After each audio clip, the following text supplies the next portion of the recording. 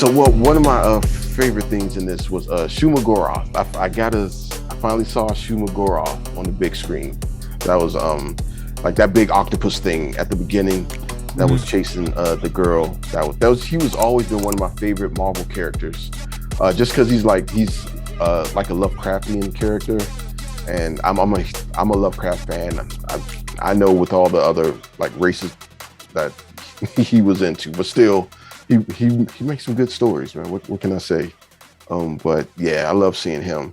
And yeah, so the chick with the powers though that could go between dimensions. Do you know who she is? I've never heard of her before.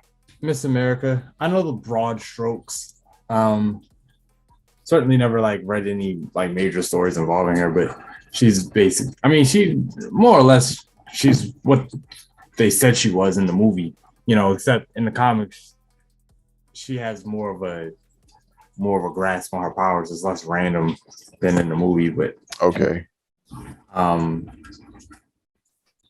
mean, like there's really not much to say about her. It's from like the broad the because they touched on most of the broad strokes. So there's not much to say about her beyond that because I don't know much about her beyond that. I'm sure there are like diehard Chavez fans out there who can tell you like every intimate detail in every comic book that she's ever been in. Sure. I'm not that nigga.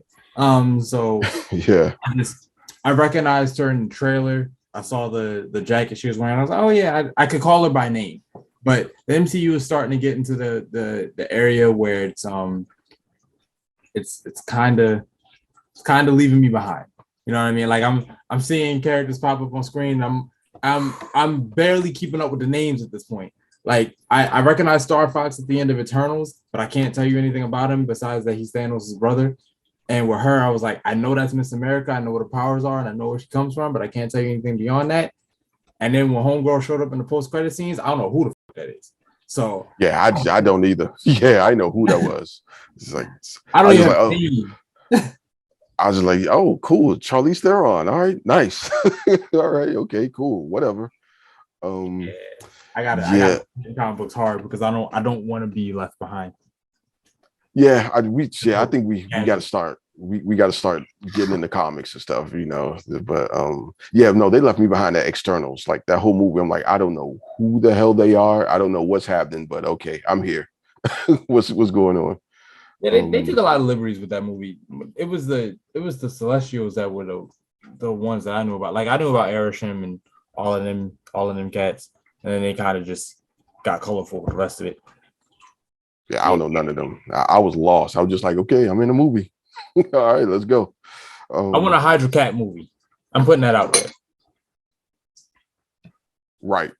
And I don't know who that is either. But when Captain America became a Hydra agent?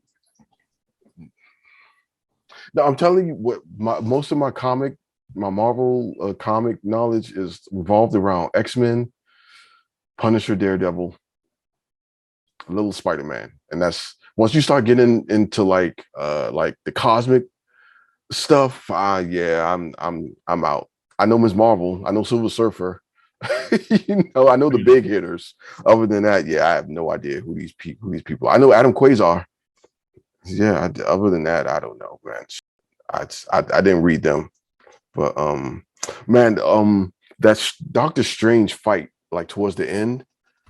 When they were like fighting with like musical notes or whatever, that was cool as shit, man. Like that was cool. I love that part.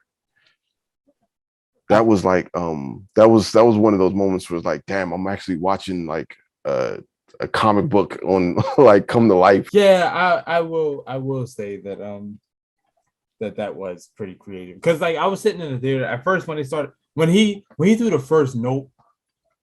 I looked over it at who I saw the movie with, and I was like, "This is the most corny shit I've ever seen in my life." But then, it turned cool.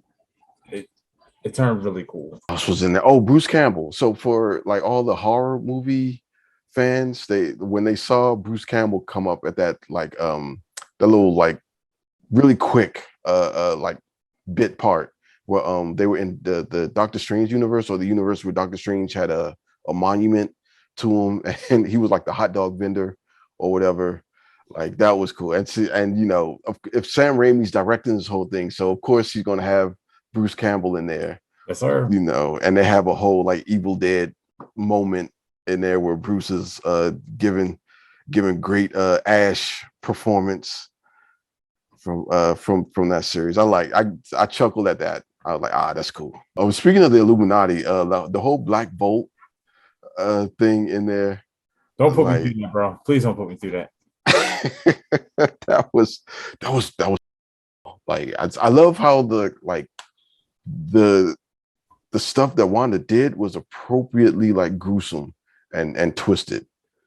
Like I love that they did that. They kind of didn't pull no punches with that, which was a little surprising, but I loved every bit of it. I bet you did.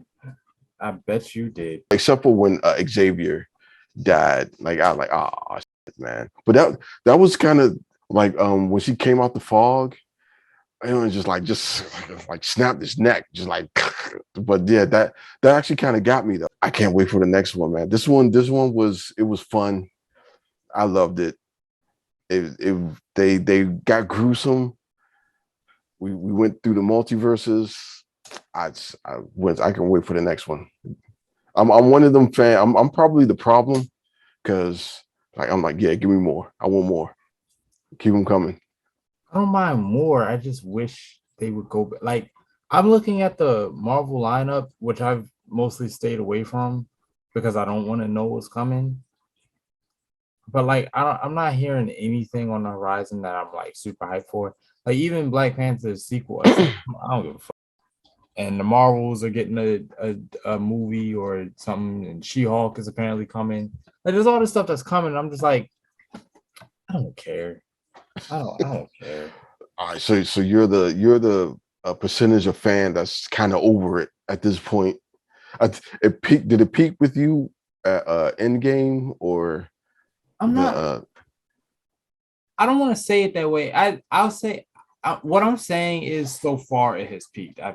I have hope for the future. It's just that like the trajectory they're on, the way they're doing things now, I don't like how they're doing it. And if they're gonna keep doing it that way, then it's like I don't think that I'm gonna like it as much because I just don't like this approach.